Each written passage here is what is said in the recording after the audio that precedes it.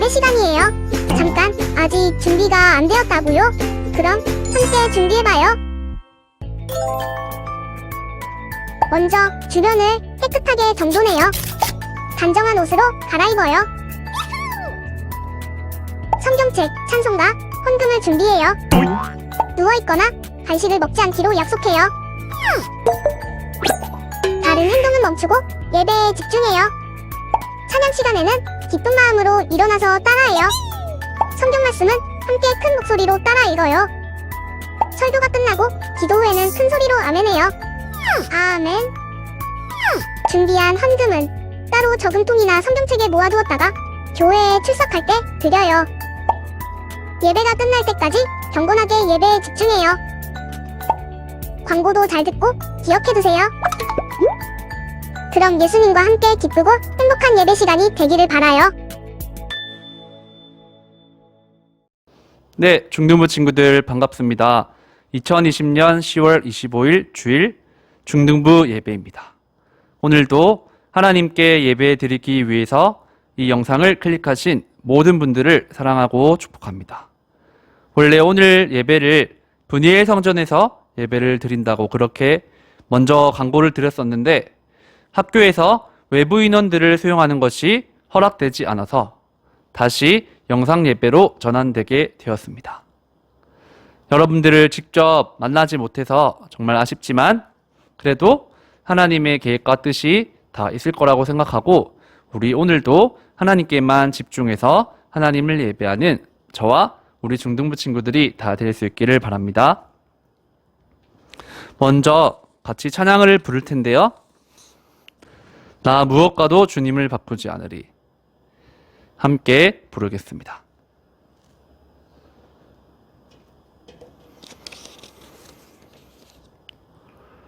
나 무엇과도 주님을 바꾸지 않으리.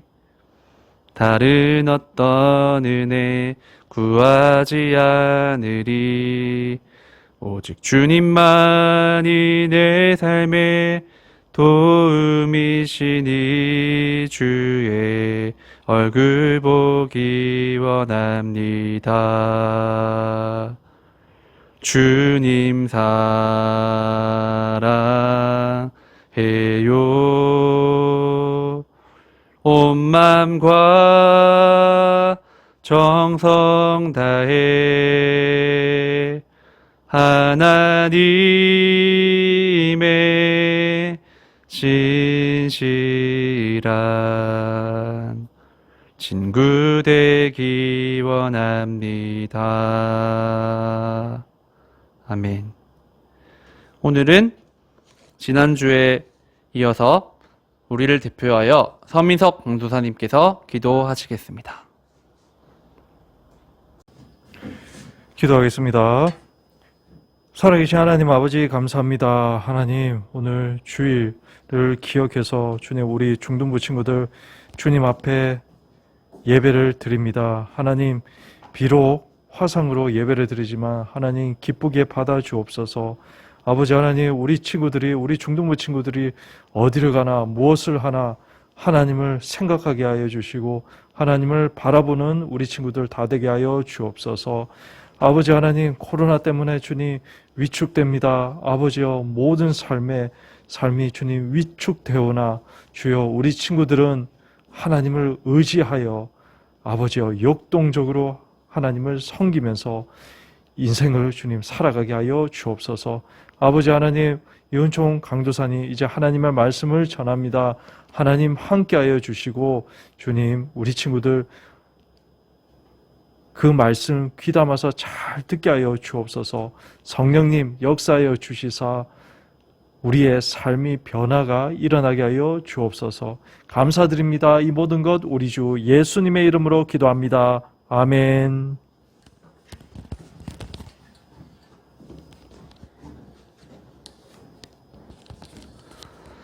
네, 기도해 주셔서 감사합니다. 오늘 우리에게 주시는 하나님의 말씀은 창세기 39장 7절부터 18절입니다. 창세기 39장 7절부터 18절 말씀. 합독하시겠습니다. 그 후에 그의 주인의 아내가 요셉에게 눈짓하다가 동침하기를 정하니 요셉이 거절하며 자기 주인의 아내에게 이르되 내 주인이 집안의 모든 소유를 간섭하지 아니하고 다 내 손에 위탁하였으니 이 집에는 나보다 큰 이가 없으며 주인이 아무것도 내게 금하지 아니하였어도 금한 것은 당신뿐이니 당신은 그의 아내임이라. 그런즉 내가 어찌 이 큰 악을 행하여 하나님께 죄를 지으리이까. 여인이 날마다 요셉에게 청하였으나 요셉이 듣지 아니하여 동침하지 아니할 뿐더러 함께 있지도 아니하니라. 그러할 때에 요셉이 그의 일을 하러 그 집에 들어갔더니 그 집 사람들은 하나도 거기에 없었더라. 그 여인이 그의 옷을 잡고 이르되 나와 동침하자.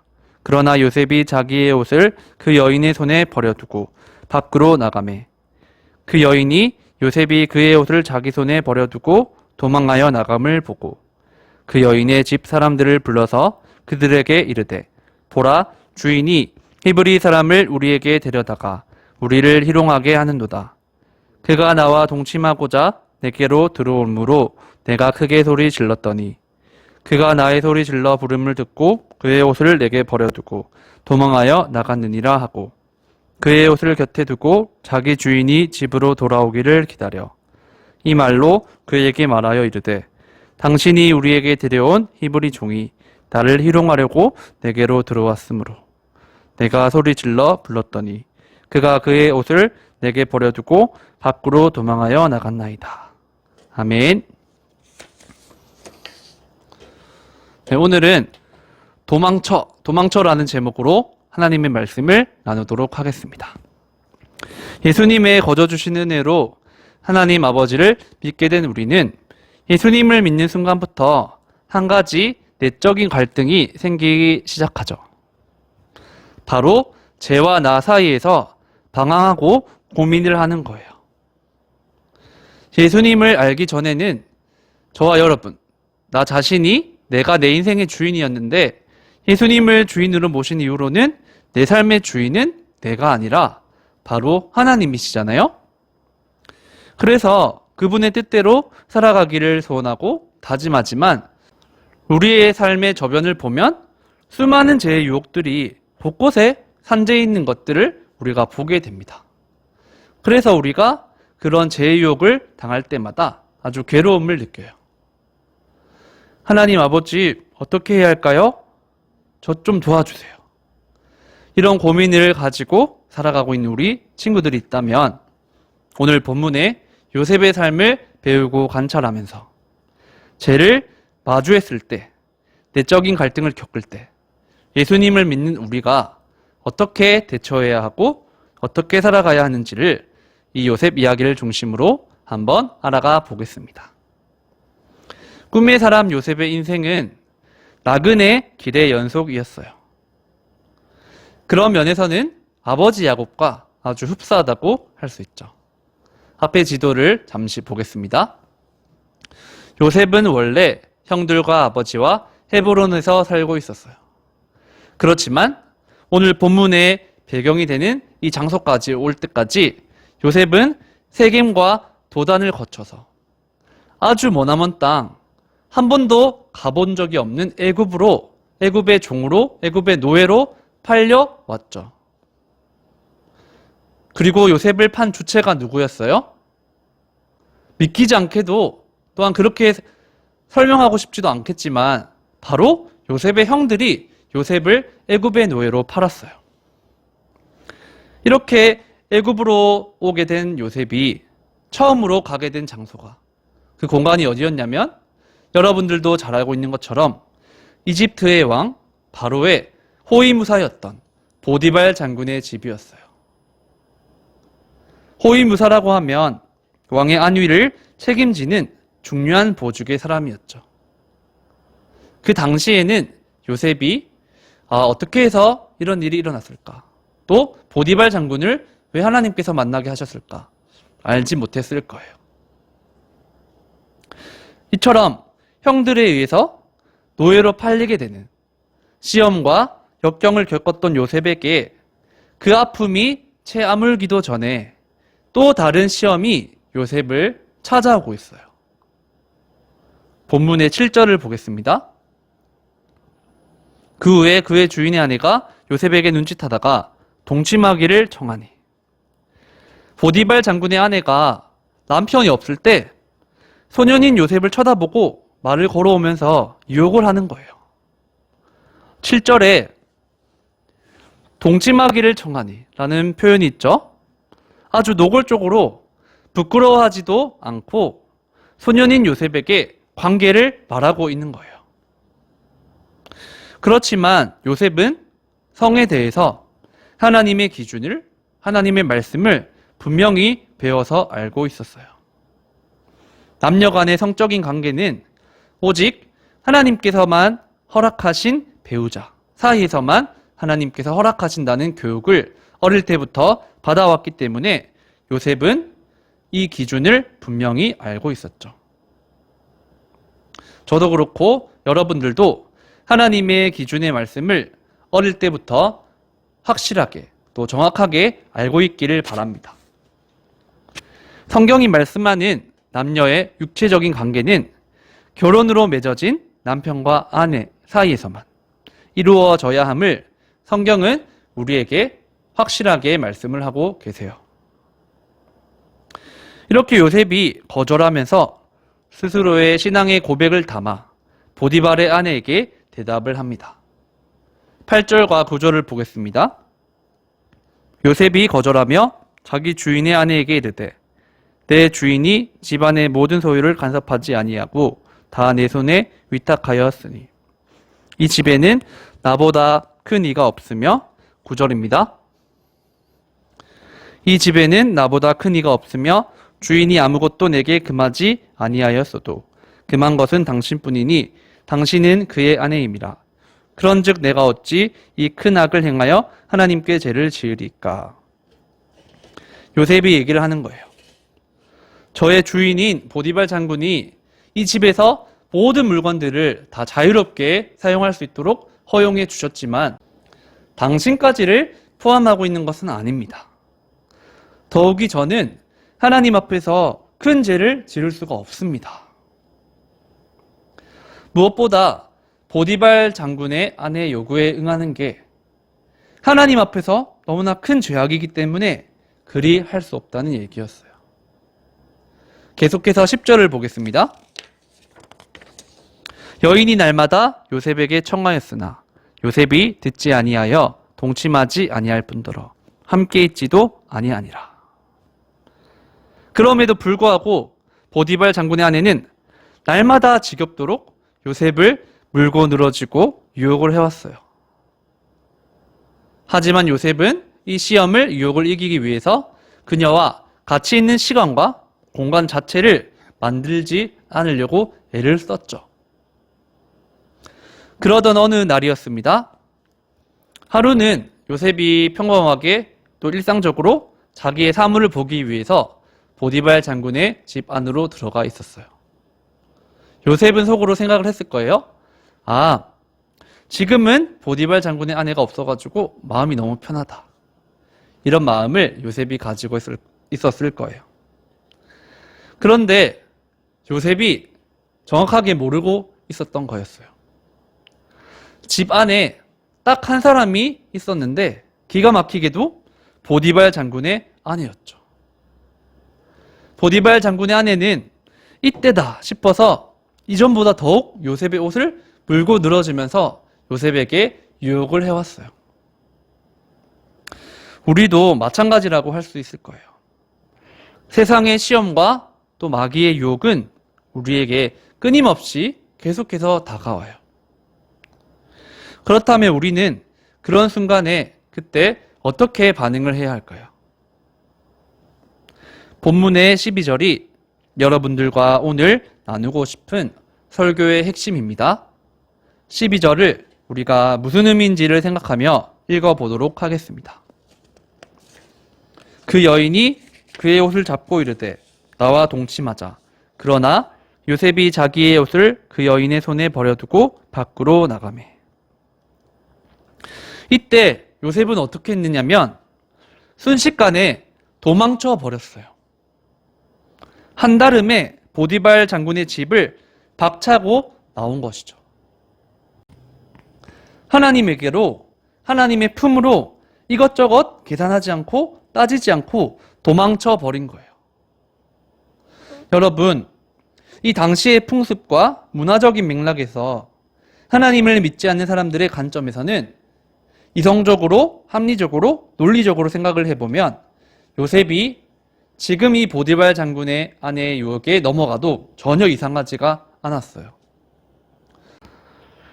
주석과 자료들을 살펴보면 첫 번째로 요셉만이 아니라 아주 많은 노예들이 그 집에도 있었을 것이고 그 지역 근방에도 있었을 텐데 그 당시에 많은 노예들은 성적으로 죄를 짓고 있는 사람들이 무지무지 많았다고 해요.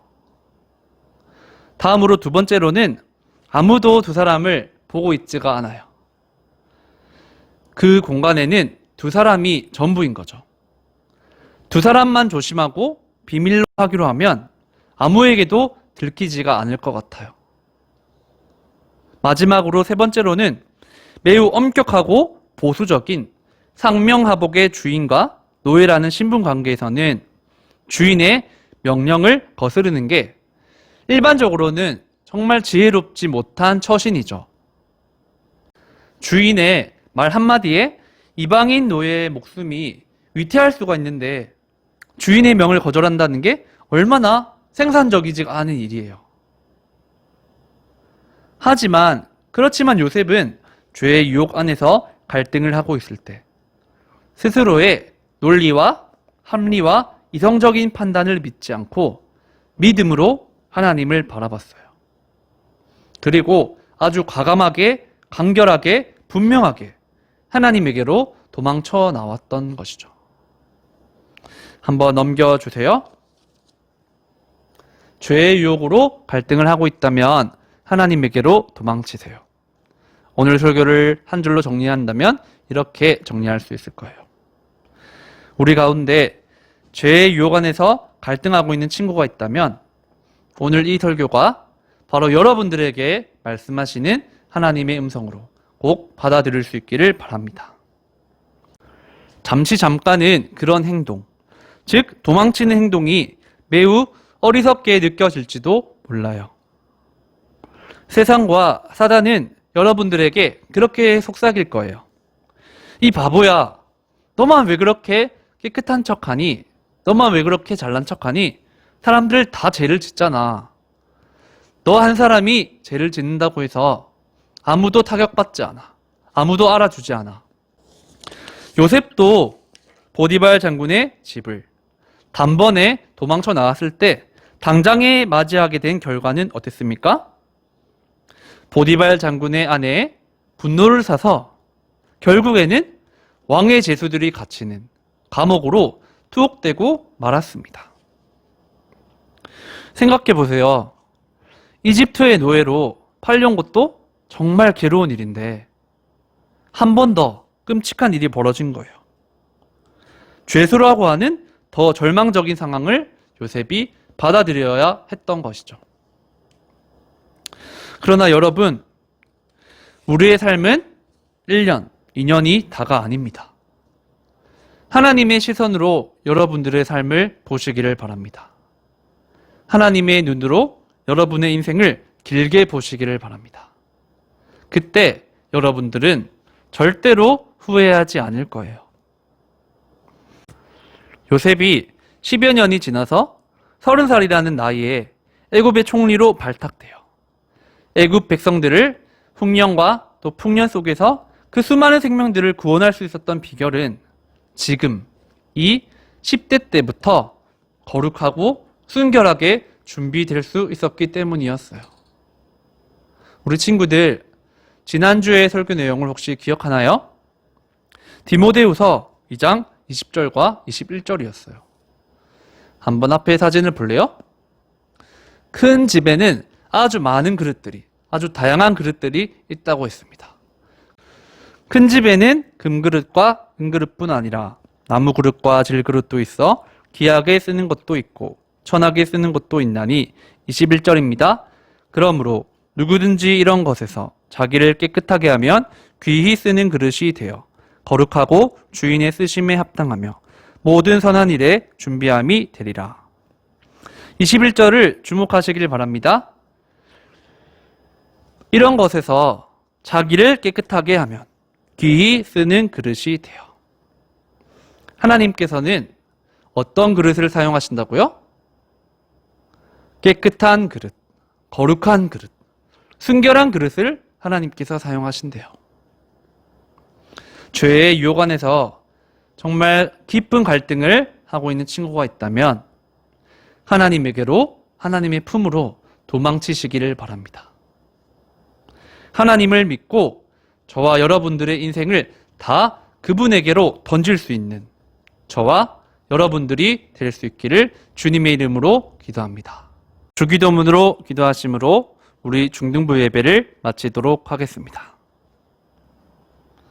하늘에 계신 우리 아버지여, 이름이 거룩히 여김을 받으시오며 나라가 임하시오며 뜻이 하늘에서 이루어진 것 같이 땅에서도 이루어지이다. 오늘 우리에게 일용할 양식을 주시옵고 우리가 우리에게 죄 지은 자를 사하여 준 것 같이 우리 죄를 사하여 주시옵고 우리를 시험에 들게 하지 마시옵고 다만 악에서 구하시옵소서. 나라와 권세와 영광이 아버지께 영원히 있사옵나이다. 아멘. 이것으로 오늘 우리 중등부 예배를 마치도록 하겠습니다. 죄의 유혹으로 갈등을 하고 있는 친구들이 있다면 꼭 하나님께로 도망치시기를 바랍니다. 그럼 다음 주에 다시 인사드리도록 하겠습니다. 안녕히 계세요.